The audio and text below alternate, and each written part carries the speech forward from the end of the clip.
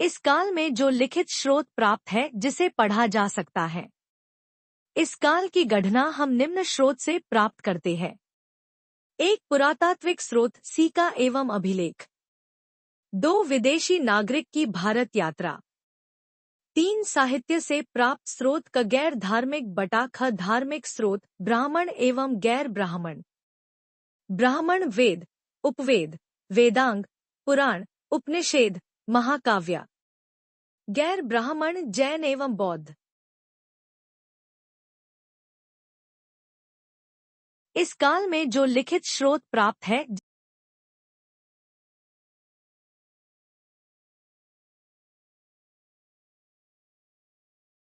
ऐतिहासिक काल को 3 भागों में बांटा गया है।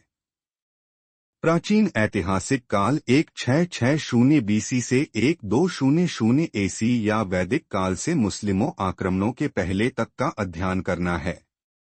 मध्य ऐतिहासिक काल 1200 एसी से 1700 एसी या मुस्लिम आक्रमणकारी से अंग्रेजों के आगमन से पहले का अध्ययन करना है। आधुनिक ऐतिहासिक काल 1700 एसी से वर्तमान काल तक या अंग्रेजों के भारत आगमन से भारत की आज़ादी से वर्तमान तक का अध्ययन करना है। इतिहास को समय के क्रमबद्ध अनुसार नहीं पढ़ा जा सकता क्योंकि इतिहास में एक समय में विभिन्न सभ्यता का विकास हो रहा था। उदाहरण के लिए सिंधु घाटी की सभ्यता के समकालीन पीली नादी की सभ्यता एवं मिस्र की सभ्यता आदि सभ्यता का विकास हो रहा है। इसलिए हमें अध्ययन के लिए विभिन्न क्षेत्र में किसी निश्चित क्षेत्र प्रमुख राज्यों या सभ्यता को क्रमबद्ध अध्ययन करना उचित होगा।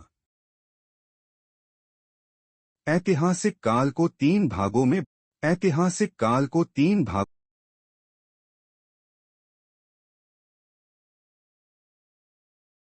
सिक्के का अध्ययन न्यू में मैट्रिक्स कहलाता है। टेराकोटा का सिक्का मिट्टी का बना था जो सिंधु सभ्यता में बना था।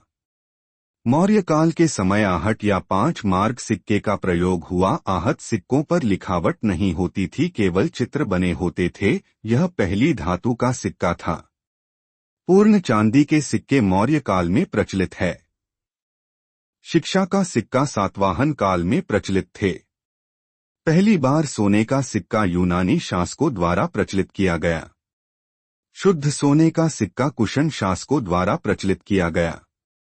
सर्वाधिक मात्रा में तथा सबसे अधिक अशुद्ध सोने का सिक्का गुप्त काल में प्रयोग हुआ। इस समय स्कंद गुप्त शासक थे।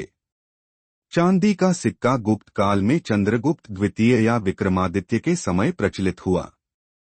मयूर शैली की सिक्का गुप्त काल में समुद्रगुप्त के समय प्रयोग में लाया गया। इसी के का प्रचलन गुप्त काल में सर्वाधिक हुआ। कौड़ी का प्रयोग भी गुप्त काल में ही हुआ। चमड़े का सिक्का हुमायूं के शासनकाल में शिहाबुद्दीन ने प्रारंभ किया। रुपए का प्रारंभ शेरशाह सूरी ने किया एवं दाम का प्रारंभ शेरशाह सूरी नहीं किया। सोने की अशर्फी का प्रारंभ भी शेरशाह सूरी नहीं किया था।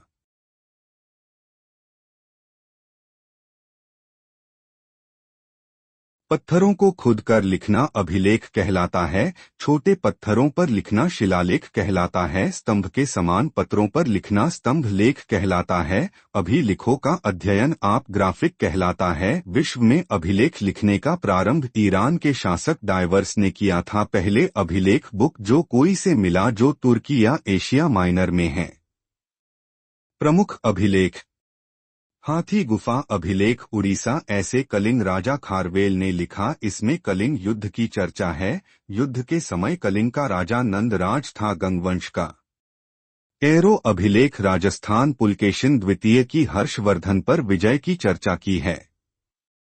जूनागढ़ अभिलेख गुजरात। उसमें रुद्रदमन ने सुदर्शन झील की चर्चा की है। इस झील को चंद्रगुप्त मौर्य ने बनवाया था।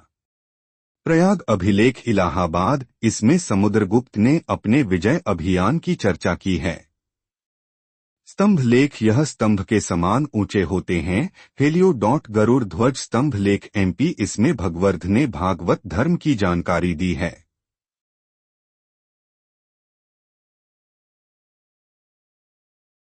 लेखक एवं पुस्तक हेरोडोटस हिस्टोरिक मेगास्थनीज इंडिका अज्ञात Periplus of the Erythraean Sea. Ptolemy Geographica. Pliny natural historic. Alberuni Kitab-ul Hind Tahqiq-e Hind.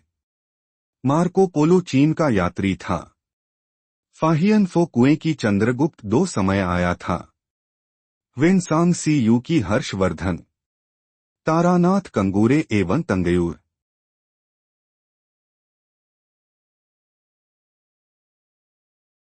फाहियन 339 ईस्वी को यू की पुस्तक में उस समय के भवन एवं कौड़ी की चर्चा है। विक्रमादित्य चंद्रगुप्त 2 संयोगन 518 ईस्वी चीन। इसने अपने 3 वर्षों की यात्रा में बौद्ध धर्म की प्रतियां एकत्रित की।